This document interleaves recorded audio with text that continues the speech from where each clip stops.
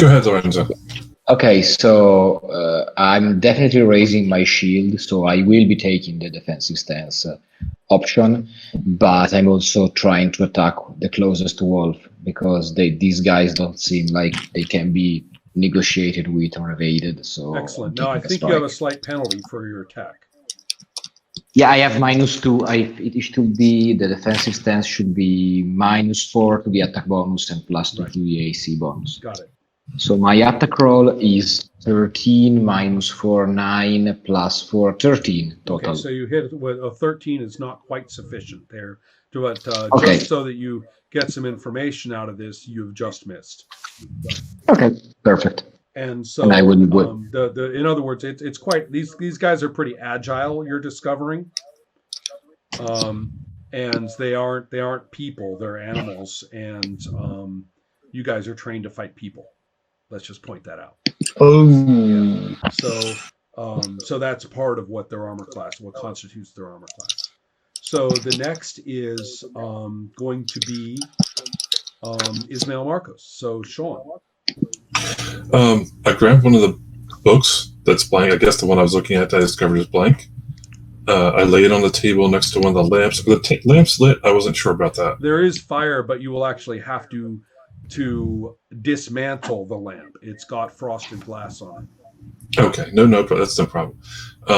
And I will actually prick my finger and rub blood down one of the pages. I want to see if it reveals any writing or anything like that. Well. You can Cryptic. smear blood on the pages. That will be your action.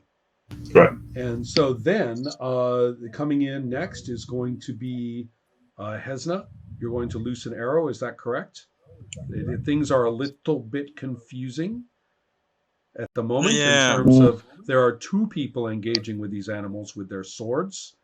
The two of you are well trained enough that there is no chance that you'll accidentally slash each other because you're good at it basically. But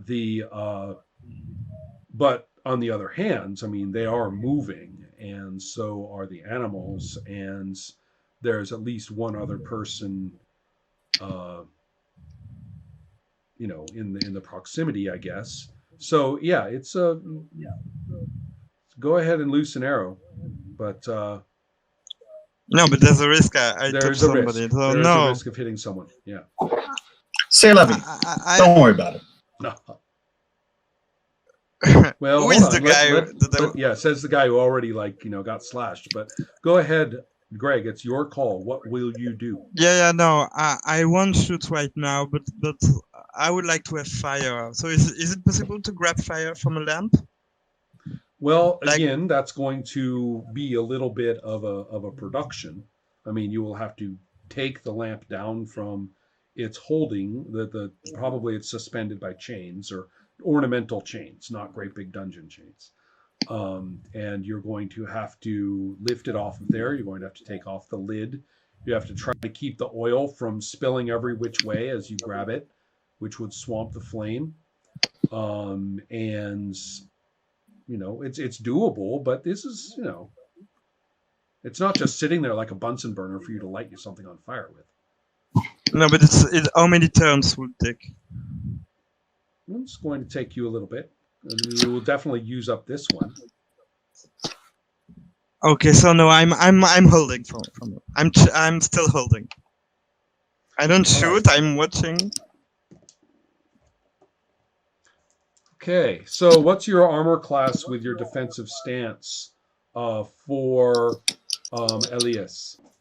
So I have a shield. Is it against ranged or melee? This is melee. So it's 16 plus 2, 18. Nice.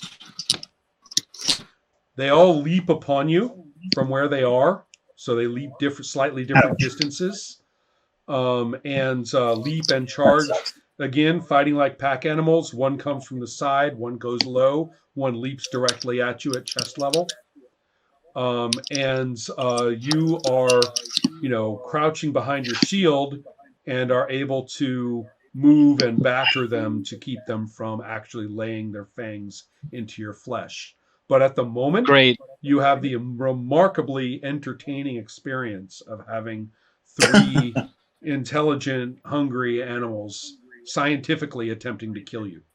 Or Hey, better yet, actually even worse, to bring you down. Hey, it's better than That's fucking snakes being shot. Um, Snake projectiles. right? And so, and at I think that go ahead. this is the moment I strike back. Okay, go for it. Yeah.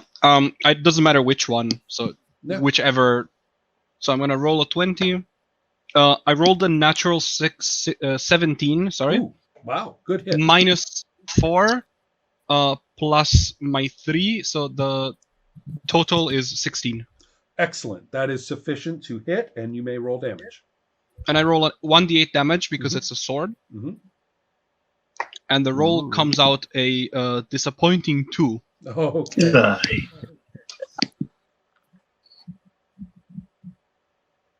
Sorry if I do the calculations out Please loud. do. Please do. I'm Just- very happy. just No, for no, no. fairness. It helps Yeah. us understand It helps the all of rules. us. If we ritualize this a better. little bit, Yeah. then we all realize the right way to do it. It's great. Yeah, I'm just used to Yeah. doing this because, trust and whatever. Oh, yeah, I absolutely. completely understand. So so yes, you have laid your sword into one of the attackers, drawn blood, and are currently reasonably defending yourself rather well, I would say. Okay, so then the other 3 are entering from the staircase and looking very much like the first 3, basically. So now we have 6, 2 of which are wounded. Okay. Absolutely. No, there are correct. 6 of them. Mhm. No, it's All right. kind of discomforting, but Now, I okay. will also say that this area is not that well suited for everybody to fight comfortably. For one thing, there are chairs and desks, which have a troublesome way of getting under your feet or in your way, especially if you try to back up or sidestep or do any of that stuff that you instinctively, you're trained to do while fighting. And then also the looking at my little room here. Remember that the room comes to a point, a right angle corner, right at the point of the staircase. It's shaped in 90 degrees of a circle. So, 1/4 of a circle. So therefore, the curvature of the behind you, with the racks of books, is fairly, broad. That's you have plenty of room for all of you to fight if you back up. If you try to take it to them closer to the stairwell, it's going to get very, very complicated and very difficult for more than 1 or 2 of you to fight in there. Okay. The closer to the stairs you get. Right now, So- Tarhoon is in that kind of not Tarhoon, sorry. At this point, Murad is kind of in that zone close to the staircase. Who had held their arrow That instead was of acting? that was Hesna. Just the rules state that if you kept your aim up during that time, you get a +4 when you actually lose it. So Oh, that's a good I thing. just thought I didn't get it. When you shoot your arrow, Mm-hmm. you will have a +4. Yeah. Because he held it. yeah, if we assume the Oh, yeah, yeah. if we assume that there was active aiming and thinking and reading. There True, has true. to be the word "hold my arrow." No, I Yeah. get my arrow ready. Yeah. That to me is perfectly. Yeah. Of course. Assumed. So just letting you know that if you fail to do this by the time your turn comes around again, then you'll lose that shot. I mean, you'll probably keep the +4, but you'll Correct the one. you won't get Yeah, and I a doubled one. but it's for the next That turn, particular or I beast is- can do it right now. You can shoot whenever you want. I should. I also want to point out that the ones that have leaped upon Elias have moved away from that central point and therefore are somewhat separate from the others. And so therefore it's not just shooting into a huge confusing mass. You can actually Okay, so I can shoot at that one. That's right. Now Elias is right Yeah, there. So we'll see what happens if you miss your target. But go on. Yeah, I'll try. So I'm shooting. +4. In +4. addition to your ordinary bonus, whatever it may be. I think it's good. Range +2, +4, so it's +6. So my final result is 20. No problem at all. Go ahead and roll the damage for your arrow. Are you shooting at the leader, the one who came in first? Are you shooting at the one that... Okay, go on. That's the one that... Of course, I'm shooting. That's the one that Murad nicked with his Yatagan. So go ahead. You know, it's between leaders, you know. 4. Okay, 4 damage? Yeah. Well, you'll be pleased to know, Claudio, that the one that leaped at your chest and that you have blocked off with your shield, as it recovers its feet and starts to do the kind of circling thing that they do, an arrow takes it in one ear and out the other. And Nice. it has just one spasm, you know, as it drops in its tracks. So, That's pretty fucking metal. yeah. And so, yeah, you haven't played with me before, Claudio. I do death pretty well. So I enjoying this very much. Excellent. So then, let's see. That's the saved shot, and that is that brings us to Tarhun, who had clipped. It was Murad who had clipped one before. Eric, had you hit one already? I forgot. No, right. I did one hit damage. I missed mine. Right. Oh, you missed yours. Okay, so that was the one that just got hit with that just got killed by the arrow. That's the one that Tarhun had clipped earlier. So see, I love it when teamwork happens organically. There you go. Yeah. And so now it is your go. Those 3 have actually leaped past you, but the 3 that have just faced you from the staircase are right there in front of you, and they are not surprised. They are not, and they are not, disoriented or trying to get themselves together at all. They come in like commandos.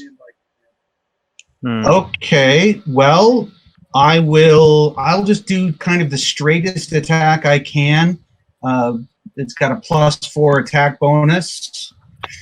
Let's see what God is on. If this is in God's plan. 16 + 4, 20. Wow, you guys are rocking and rolling. Roll damage. Yeah, here comes the embarrassment. Yeah, not a 1, 2. Yeah, go ahead. A decent 6. All right. Ooh. Well, you will be pleased to know that another one falls to the warriors. You have, in this case, now a Yatagan is not a rapier, right? It's not piercing through things.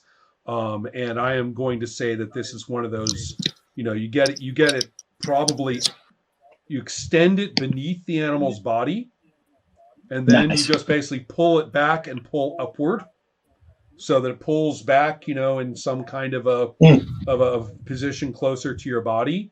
But the arc is this curvature, of course, of the heavy portion of the blade, and that slices deep into it as it comes up. So stay away from my sheep. Yeah, right. So you've got yourself, you've got yourself another dead wolf. That one gets cut open. I like it. And is messily eviscerated, effectively. So cool. So at this point, that one's kind of still alive-ish, and that's gross. Okay, so now moving on to Elias again. Mm-hmm. You still have these 2 that are in hunt mode, and you're well aware of the 3 that have just come down. Whether you know that Tarhun has just disposed of one is probably kind of an open question right now. I mean, I doubt you're taking inventory of everything. So I keep with my defensive stance, and I shout at my companions in the back, whoever hears me, that they should grab lamps from the walls and throw them at the wolves to scare them off, because, well, they're fucking wolves, so they're probably scared of fire. I don't know, but I shouted, and You guys and your movies. Keep going. Fuck. It's like the Nazgul. Oh no, we are outnumbered by this one man with a torch. We must flee.